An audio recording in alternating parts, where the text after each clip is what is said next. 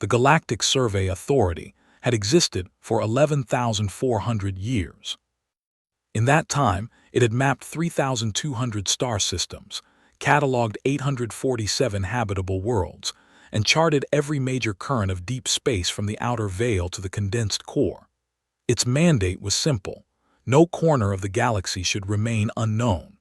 The authority's founding charter, inscribed on a panel of black basalt in the entrance hall of its main station, said it clearly: the universe does not belong to those who look away from it.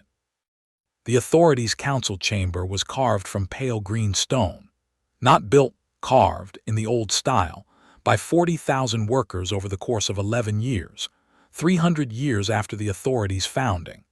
The ceiling rose 40 meters above the curved table, inlaid with maps, real ones, updated every 3 standard cycles by 22 remote survey relays, showing the expanding reach of charted space in silver threads of light. The air smelled of old parchment and the faint chemical bite of cartographic preservative, the mixture that had been used for 11,000 years to protect paper charts before digital cataloging, and which the authority still pumped through its ventilation systems for no reason anyone could name other than tradition. It smelled like the work of knowing things. On this particular morning, 39 species were represented around the curved table.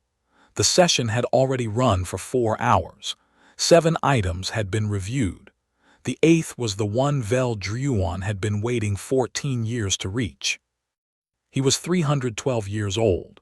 Savathi, with the narrow silver eyes and slow, deliberate movements of a species that did not rush. He had mapped 200 systems across a 60-year career. He knew the survey records better than any living cartographer in the authority's service, which meant he also knew its gaps better than anyone. The largest gap was above them.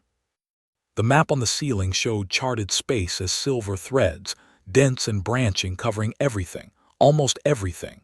In the outer spiral arm, at a distance of roughly 9,400 light-years from the galactic core, there was a region of 14 star systems that the map rendered in a different way. Not blank, the authority didn't do blank. The stars were there. The positions were there. The spectral data was there, gathered by passive long-range scans from the rim of the region. But the interior of those 14 systems was uncharted. No probe had gone in. No expedition had filed a report. For 300 years, every time the survey authority's route planning systems flagged the region as a candidate for active exploration, the same entry came back: Survey Restriction Zone 7, Warden Compact. No entry, no exceptions. The restriction was 300 years old. Nobody alive remembered authorizing it. Vel Druon had filed his first formal objection to the restriction 14 years ago. He had filed 6 more in the years since. Each one had been reviewed, noted, and returned without action. The Warden Compact's restriction order was legally valid. The administrative office had explained each time. It was simply old. Old restrictions didn't disappear on their own. Today, the council had finally agreed to hear the objection directly. Vel Druon stood at the speaker's platform and made his case for 22 minutes. The arguments were the same ones he had been making for 14 years, refined now to their sharpest form. No recorded incident justified the restriction. No physical hazard had been documented in the region. No species was known to inhabit the 14 systems. The Warden Compact's authorization field listed no author, no debate, no vote. It was, by every standard of administrative record-keeping, an error. A blank space on a map is not a mystery, he said. It is a failure. The authority's mandate is the correction of failures. When he sat down, the council deliberated for 18 minutes.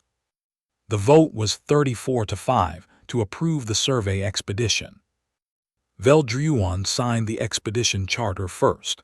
He pressed his palm to the authentication reader and felt the quiet satisfaction of a 14-year argument finally resolved.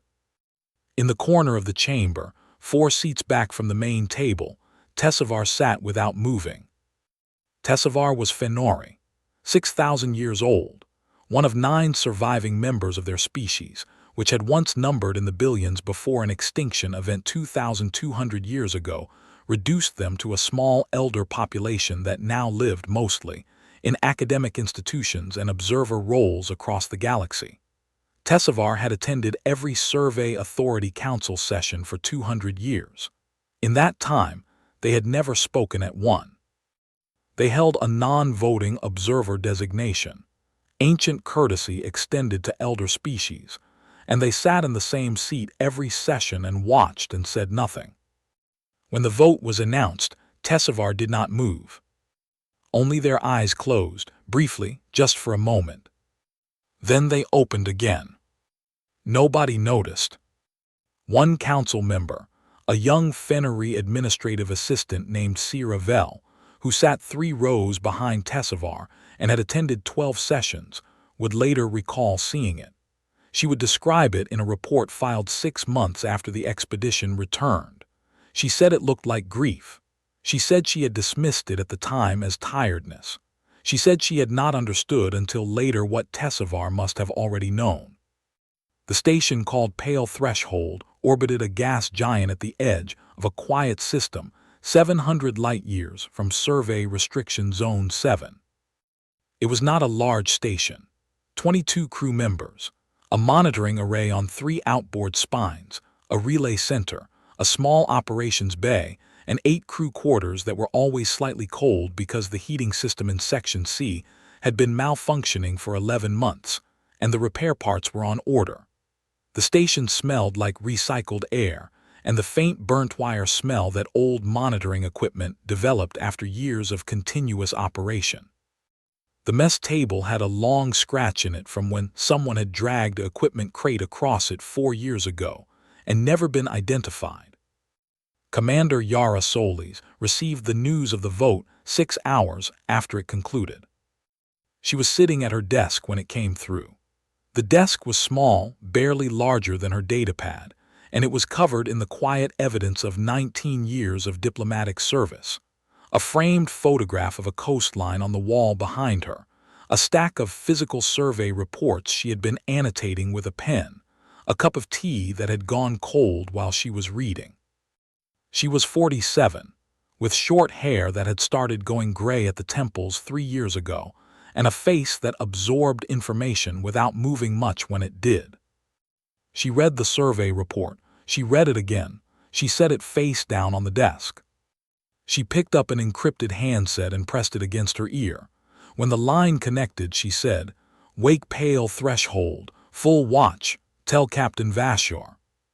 She did not raise her voice. Lieutenant Fenn Ockaffer appeared in her doorway 4 minutes later. He was 28, with 6 years of service and the alert expression of someone who understood that being summoned at this hour meant something had changed. "Commander."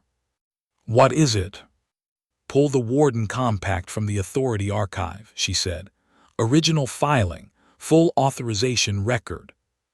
He hesitated. "The restriction order for Zone 7. "The original." She picked up her cold tea, looked at it, and set it back down. "Get me everything attached to it." Our surveyor Druth Kaz briefed his 7-ship expedition team that same evening.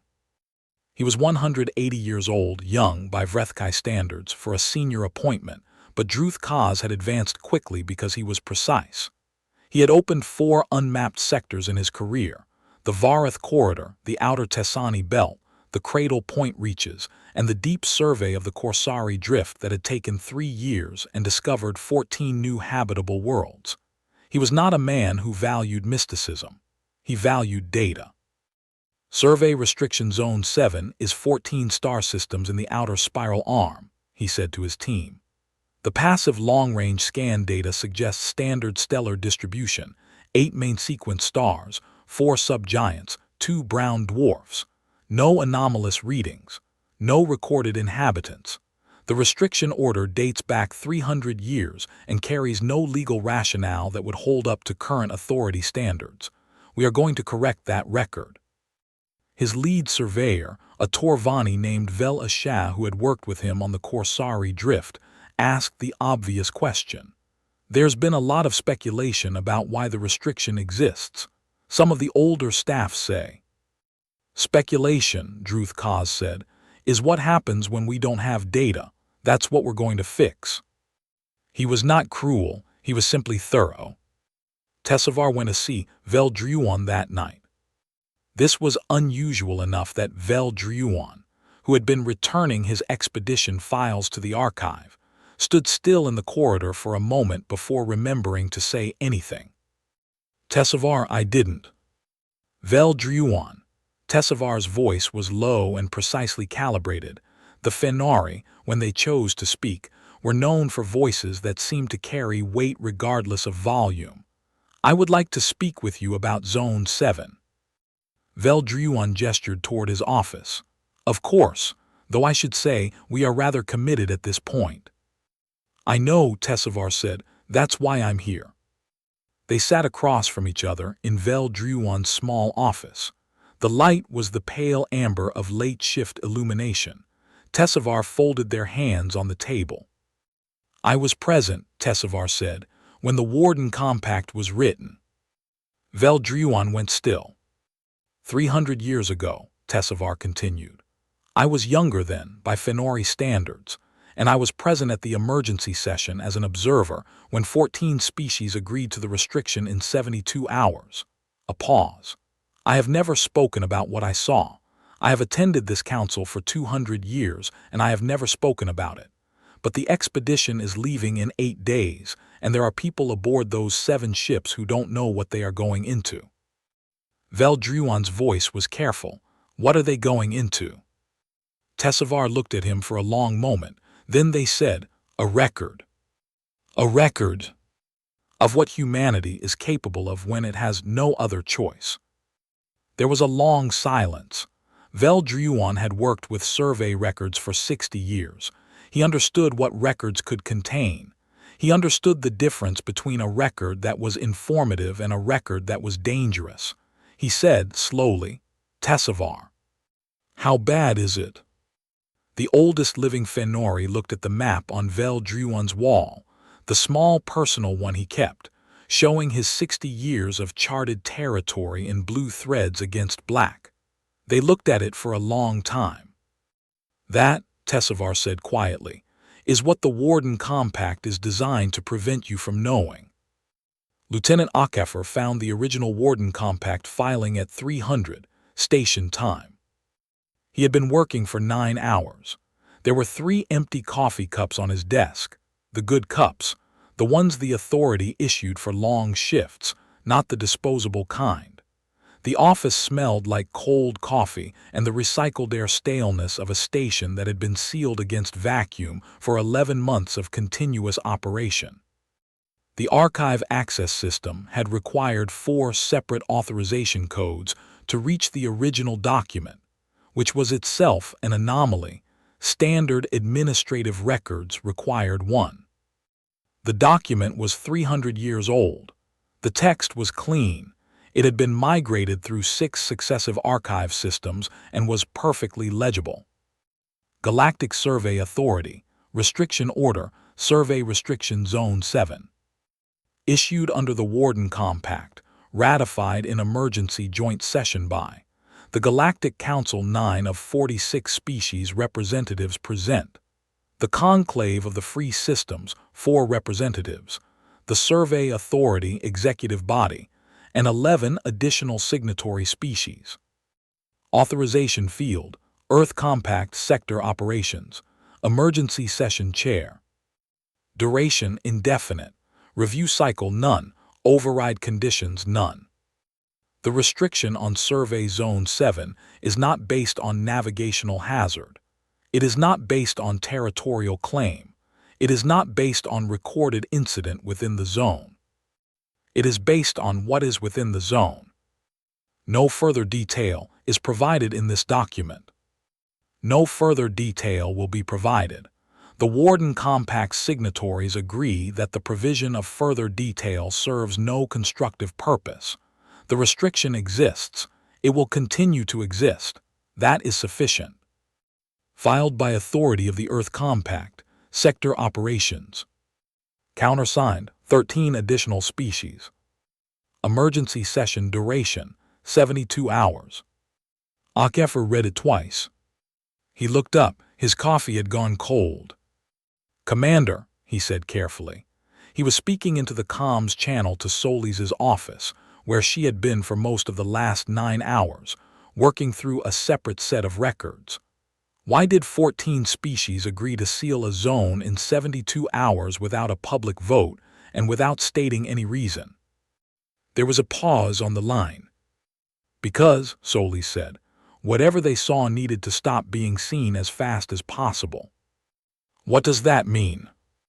Another pause, longer this time. Through the window of his office, Akefer could see the gas giant that pale threshold orbited the pale blue-green of it, enormous and quiet in the dark. "It means the people who drafted that document made a decision," Solis said. "They decided the rest of the galaxy was better off not knowing. They decided that 14 species agreeing to something in 72 hours and never explaining why was better than explaining why. And were they right?" The pause this time was the longest yet. "Keep pulling," Solis said. "Get me everything attached to the compact. Secondary filings, addenda, anything." "There's nothing," Akefer said. "I've looked.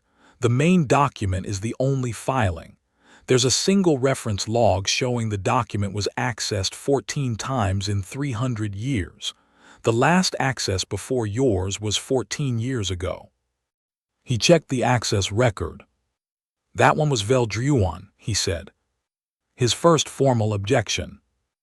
"Of course it was," Solis said quietly. On pale threshold, Captain Riena Vashar had been awake for 18 hours when she activated the outer monitoring array. The array was 44 deep-scan buoys, placed at irregular intervals along the boundary of Survey Restriction Zone 7. They had been installed over 30 years, a handful at a time, by 6 different survey vessels that had passed through this region of space on routes that took them near enough to Zone 7 to deploy buoys without creating a navigational record that would attract administrative review. Each buoy was registered in the Survey Authority's passive monitoring catalog as a standard navigational marker. Each one was, additionally, not a standard navigational marker. Vashar had known about the array for 11 years since she had taken command of Pale Threshold. Before that, she had been on the team that installed the last 8 buoys, 14 years ago, during a survey route that officially took 4 months to complete and actually took 4 months and 3 weeks. The extra 3 weeks were never logged. The array had never been switched on. The Earth Compact's technical specification for the buoys noted that their activation would be visible to any vessel within 2 light-years as an energy signature, which meant activating them would announce their presence to anyone in the region. The correct procedure was to activate the array only when there was something to watch for. There was now something to watch for. Vashar pressed the activation sequence from the primary operations console. 44 buoys, distributed across a boundary arc of roughly 80 light-years, came online in sequence over the course of 11 minutes. The primary display confirmed each activation with a small blue indicator. When the 44th buoy confirmed, the display showed Zone 7's boundary in a complete ring of blue. Vashar looked at it for a moment. She called 3 of her 22-person crew to the operations bay. The other 19 were told that Pale Threshold was on enhanced monitoring watch for the duration of the Survey Authority expedition. Standard protocol. No additional details. To the 3 she had called her operations officer, her comms specialist, and her senior sensor analyst, she said, "Druth Kaz's expedition crosses the Zone 7 boundary in approximately 9 days. When it does, the buoys will register the transit. We will log it. We will monitor. We will not respond until Commander Solis instructs us to respond." The operations officer, a 12-year veteran named Corporal Yemi Tors, looked at the ring of blue on the display and said, "Captain, what are we watching for?" Vashar folded her hands behind her back. "We're watching to see if anyone comes back." Tors looked at her, "Back from inside the zone." "Back from anything," Vashar said. She did not explain further. The 3 crew members were quiet. The operations bay smelled like recycled air and the faint burnt wire smell of old monitoring equipment. Outside the observation window, the gas giant was pale blue-green and enormous and completely still. On Arch Surveyor Druth Kaz's lead vessel, the expedition crossed the boundary of Survey Restriction Zone 7 at 600 Standard Time, 8 days after the authority vote. The crossing was uneventful. The boundary was not marked by anything physical, no buoys, no beacons, no warning transmissions. Just a set of coordinates in the chart system where charted space ended and the blank zone began. Druth Kaz stood at the forward observation panel and watched the first star systems of Zone 7 resolve on the scanner display as his probe network expanded ahead of the fleet. His lead surveyor, Vela Shah, ran the first full passive scan. The data came back in 4 minutes. "Standard stellar distribution," she reported. 8 main sequence, 4 subgiant, 2 brown dwarf. Planetary systems in 11 of the 14. Atmospheric composition within normal ranges for 3 of the planets, 2 in the habitable band. No energy signatures. No artificial structures detected. "As expected," Druth Kaz said, "run the active probe network." The active probes launched, 14 of them, 1 per system, moving at survey standard speed into each system to take close-range readings. They would return data within 6 hours. Druth Kaz went to eat. The ship's galley was small but functional, and the food synthesizer produced a reasonable approximation of the Vrethkai travel rations he had lived on for most of 3 survey expeditions. He ate efficiently and returned to the operations center 40 minutes later. The first probe data was already coming back. He sat down. He pulled up the primary survey display. Vela Shah was already at her console, and something about the set of her shoulders was wrong. She was a careful surveyor, 20 years of field work, and she had the kind of stillness that people developed when they were not sure what they were looking at. "First system clear," she said. "Stellar data nominal, atmospheric data nominal, surface impact record." She stopped. "Vela Shah. The surface impact record is..." She stopped again. She pulled up the data on the shared display. "It's planetary surface reading, System 1, primary habitable candidate, and the..." Druth Kaz looked at it. The planet's surface, a rocky world in the habitable zone of the first system's main sequence star, was covered in impact craters. Not unusual for an uninhabited world, but the pattern of the craters was wrong. They were not random. They were not the irregular scatter of asteroid bombardment or the volcanic uplift patterns of internal tectonic activity. They were arranged, not precisely, not geometrically, but with the unmistakable regularity of impacts that had arrived from a consistent direction over a consistent period of time. Something had bombarded this planet, deliberately, at a scale that left visible pattern marks on a rocky world from orbit. "Get the data from the other probes," Druth Kaz said. It took 3 hours for the full probe network to return. When all 14 systems' data was compiled, the picture was the same across every planet in every system that had a solid surface. 47 planets, 47 cratered surfaces, 47 sets of impact records that the survey systems analysis software flagged, one after another with the same notation: impact pattern inconsistent with natural origin. Source, unclassified. Scale, see annotation. Druth Kaz read the annotations. He read them all. He sat with the data for a long time. The expedition's operations center was quiet. 12 crew members were at their stations. The ship's ventilation system hummed. The scanner display showed 14 star systems, pale and still on the display, each one tagged with the survey probe's findings. Druth Kaz was 180 years old. He had mapped 4 sectors of the galaxy. He had encountered anomalies before: dead worlds, unusual stellar formations, the remnants of extinct civilizations.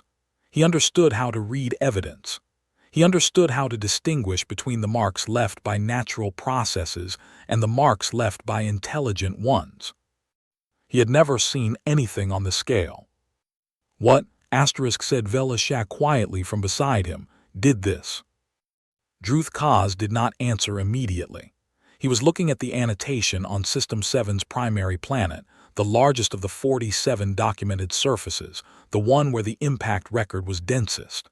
The survey software's annotation read, "Estimated impact energy, equivalent to 4.2 times 1028 joules. Impact origin, directed, non-natural. Temporal analysis, concentrated event window, approximately 300 years ago." He set the data tablet down on the console. "Someone did," he said. On pale threshold, all 44 buoys registered the expedition's boundary crossing simultaneously. The alert came through to the operations bay in 4 seconds. Vashyar was already at the primary display. She had been there for 3 hours waiting. Tor stood beside her, quiet. The display showed the 7 survey vessels crossing the boundary arc in a tight formation, orderly, professional, as you would expect from a Druth Kaz expedition. Vashyar watched the formation complete its crossing. She watched the buoy network track it into Zone 7. She said, "Log it." "Logged," Tors said. "Don't respond yet." Tors looked at her. He did not ask the question that was visible on his face, which was, "When?" Vashyar picked up a mug of cold coffee from beside the console, looked at it and set it back down. She said, "Get Commander Solis." Solis was on the line in 2 minutes. Vashyar told her the expedition had crossed. Solis said, "Understood. Maintain monitoring. Do not contact the expedition." "They're going to start transmitting survey data within 6 hours, Vashyar said. "When they see the surface records, they're going to start asking questions on open channel."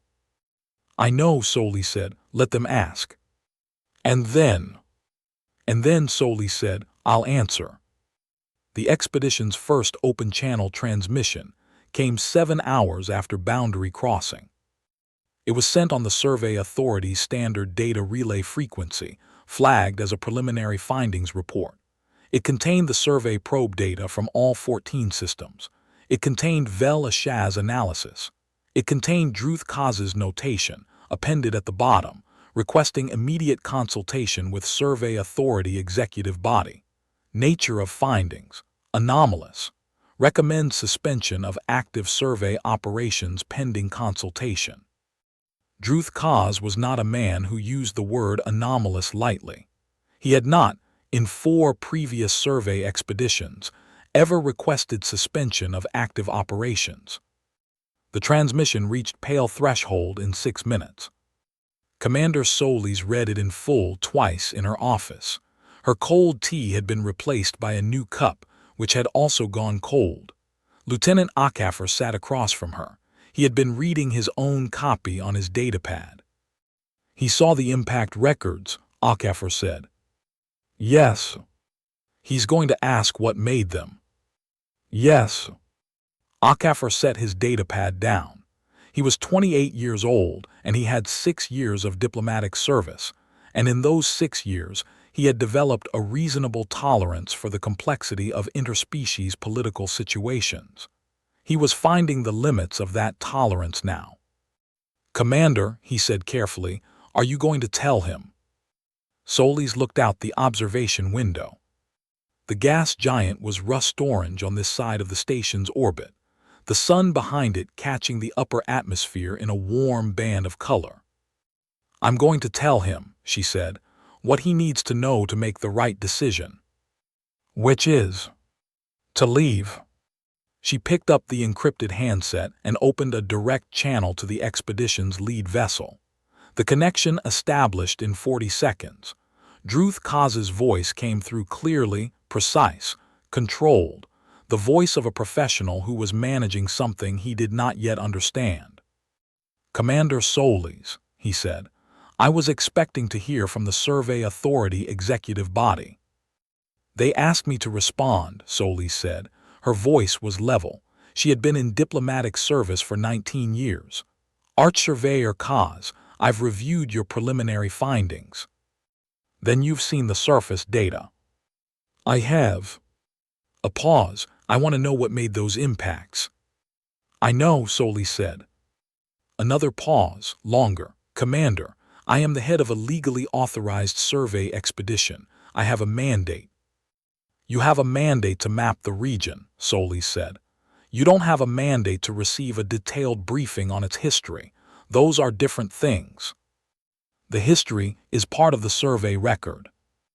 The history, Solis said, is the reason the Warden Compact exists.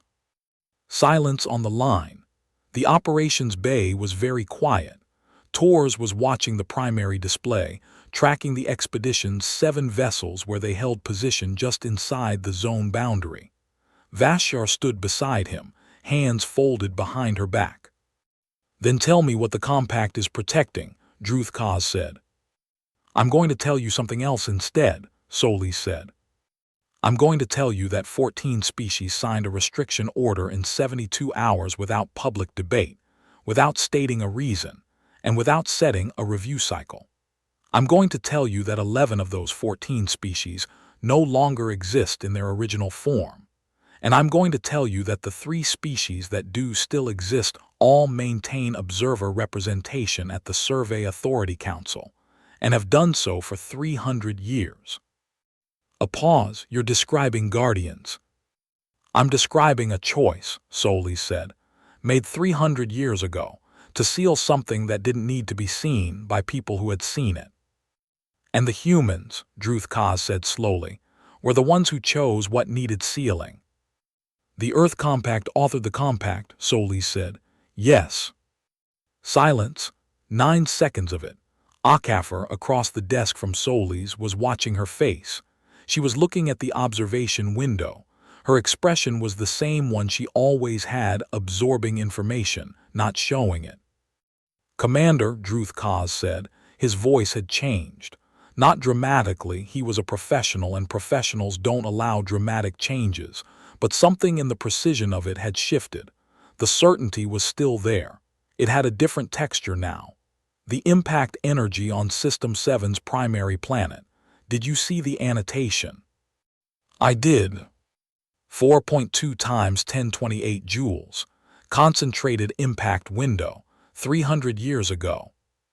Yes. Nothing in the Survey Authority's catalog of known weapon systems, Druth Kaz said carefully, could have produced that. No, Solis said, not in the catalog. A very long pause. Arch-Surveyor, Solis said, you came to Zone 7 to correct a record. The record you have collected the surface data from 14 systems, 47 planets is the correct record. You have it. The expedition's survey mandate is fulfilled. The systems are documented. There is nothing further to map, because there is nothing further in those systems that was not destroyed 300 years ago. Destroyed by what? By whatever needed to be destroyed, Solis said, and by the species that destroyed it. Silence. I am recommending, Solis said, that you conclude the expedition and return to the authority station with your findings. What you file in your survey report is your professional judgment. But I am recommending that the report note that Zone 7 is fully documented, that the restriction remains appropriate, and that no further active survey is required. She paused. That is a recommendation, she said, not an order. The line held open. Druth Kaz was quiet for a long time, 40 seconds. Vashar, standing at the display, watched the 7 survey vessels on the primary screen. They had not moved. Commander Solis, Druth Kaz said finally, one question. Yes. The enemy, the one the humans fought here 300 years ago, is it gone? Solis looked at the gas giant outside the observation window. Its pale blue-green surface moved in slow atmospheric currents, enormous and ancient and completely indifferent. "There is nothing left to name," she said. The line was quiet. Then from Druth Kaz, "I see." "Yes," Soli said, "now you do." The expedition filed its departure notice 3 hours later. All 7 vessels crossed the Zone 7 boundary in the same tight formation they had used to enter. The 44 buoys tracked them out. Vashar logged the departure. Tors, beside her, watched the display as the last vessel crossed the boundary and the zone returned to silence. "Captain," he said, "what was in there?" Vashar looked at the ring of blue on the display, 44 buoys, marking the boundary of a region that 14 species had agreed to seal in 72 hours, 300 years ago. "The evidence," she said, "of something that didn't survive meeting us." Tors was quiet for a moment. "Us as in?" "Humanity," Vashar said. "Yes." She deactivated the display. The ring of blue went dark. "Deactivate the buoy array," she said. "Passive mode. Log it as routine monitoring reset." "Yes, Captain." She picked up her cold coffee, looked at it, and finally drank it. Veldruan sat alone in his office 14 days after the expedition returned. He was 312 years old. He had filed 7 formal objections and 1 successful petition. He now wished, with a clarity that surprised him, that he had stopped at 6. The Survey Authority had received Druth Kaz's filed report. It was a thorough document, 340 pages, full spectral analysis of all 14 systems, complete impact data for all 47 surveyed planetary surfaces, 2 appendices of supplementary probe readings, and a 3-page conclusion that was the most carefully written piece of professional documentation Veldruan had ever read. Druth Kaz recommended that Zone 7 be reclassified from Survey Restricted to Survey Complete, no further action required, with the Warden Compact restriction maintained. He noted that the zone contained no resources of economic interest, no navigational hazard requiring active management, and no inhabitants requiring contact protocols. He noted that the surface data across all 47 planets was consistent with a single concentrated event approximately 300 years ago, of non-natural origin and significant scale. He did not speculate on what the event had been. He did not speculate on who had caused it. He noted, in the report's final paragraph, that in 4 survey expeditions across 20 years, he had never encountered a zone that he recommended leaving sealed. He noted that this was the first. The Authority Council had voted 36-3 to accept the recommendation. The map on Veldruan's wall still had the blank space in the outer spiral arm. He had not updated it. He was not going to update it.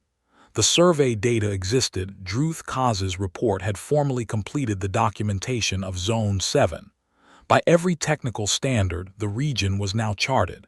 He could fill in the silver threads on his personal map. He could show the 14 systems, the 47 planets, the spectral data, the impact records. He was not going to do that. He sat and looked at the blank space and thought about several things. He thought about Tessevar's words in his office 3 weeks ago, a record of what humanity is capable of when it has no other choice. He thought about the impact annotation on System 7's primary planet. He thought about 14 species signing a restriction order in 72 hours without debate. He thought about the 11 species that no longer existed in their original form. He thought about the 3 that did, who had sent observers to the Authority Council for 300 years, who sat in the corner and said nothing, and watched. He thought about Commander Solis' voice on the transmission. There is nothing left to name. He thought about what that meant, not the fact of it, the scale of it. He had spent 60 years mapping the galaxy. He understood, at a professional level, the difference between a thing that had been destroyed and a thing that had been destroyed so thoroughly that no record remained of what it had been. He understood that the second was incomparably harder. He understood what it implied about the species that had done it. He understood why 14 species had agreed to seal the region in 72 hours and never explained why. He understood, sitting alone in his small office with the map on his wall and the blank space that he was not going to fill in, that Tessivar had been right, that there were records the universe was better off not completing, that a blank space on a map was not always a failure. Sometimes a blank space was a kindness. The evening before the expedition's return, Veldruon had found Tessivar again, in the observation lounge of the authority station. The room had a long window that looked out at the copper-colored gas giant and at the stars beyond it. Tessivar was sitting in a chair near the window, facing outward. Veldruon sat in the chair beside them. They were quiet for a while, 12 minutes by the station clock. Then Veldruon said, "Tessivar, in 300 years, has anyone ever asked you directly about what happened?" "Yes." Tessivar was quiet for a moment. "No," they said. "The Warden Compact's terms are clear, no detail. I chose to honor that." "You went 300 years without speaking about something you witnessed." "Yes." "How did you decide?" Tessivar looked at the gas giant. The copper color of it was deep and slow, the cloud patterns moving on a scale that made individual moments feel very small. The Warden Compact had 14 signatories, they said. Some of them were afraid of what was in Zone 7. Some of them were afraid of the humans. Most of them didn't fully understand what they had agreed to seal. They had agreed quickly, because 72 hours doesn't leave room for full understanding. A pause. But all of them, Tessivar said, agreed. Because of the humans. Because of what the humans asked them to do. They asked. They didn't demand.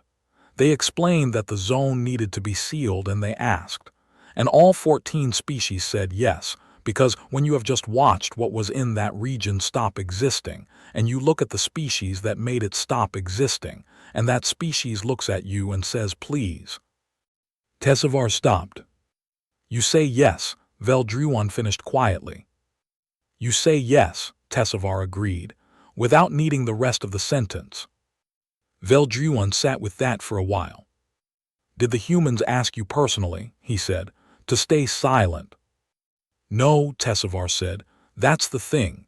No one from the Earth Compact ever asked me anything. They wrote the compact, they got it signed, they sealed the zone, and then they left." Left. Back to their territory, their 12 systems at the time, relatively quiet, relatively modest. They didn't announce what had happened. They didn't hold a ceremony. They left and the restriction existed and 300 years passed. Veldruon was quiet. "And the enemy," he said at last, "the thing that was in Zone 7, you saw it." Tessivar looked at the stars. "I saw what was left of it," they said, "after." A long silence. "Tessivar," Veldruon said, "in your 6,000 years, have you ever understood something that made you grateful not to have understood it sooner?" The oldest living Fenari considered this for a moment. Then slowly they said, "Yes. This is one of those things. This is one of those things." Veldruon nodded. He looked at the blank space on his small personal map, which he had brought to the lounge as he sometimes did when he wanted to think. He looked at the outer spiral arm, where the 14 systems were not marked. "Tessivar," he said, "the compact has no author listed, no vote, no debate, it just exists." "Yes." Did the species who signed it understand what they were signing? Not the terms, but the reason behind the terms. Tessivar thought about this for a long time. Some, they said, had seen enough to understand. Some signed because others signed. Some signed because the humans asked and that was reason enough. A pause. No one made anyone sign. There was no coercion. There was simply the situation. And all 14 looked at the situation and looked at the humans and agreed. Without being told why. Without needing to be told why. Veldruon looked at the gas giant. He was 312 years old. He had spent 14 years arguing that a blank space on a map was a failure. He was not going to argue that anymore. No one made the rule, he said slowly. Not quite a question. No, Tessevar said. Everyone simply knew.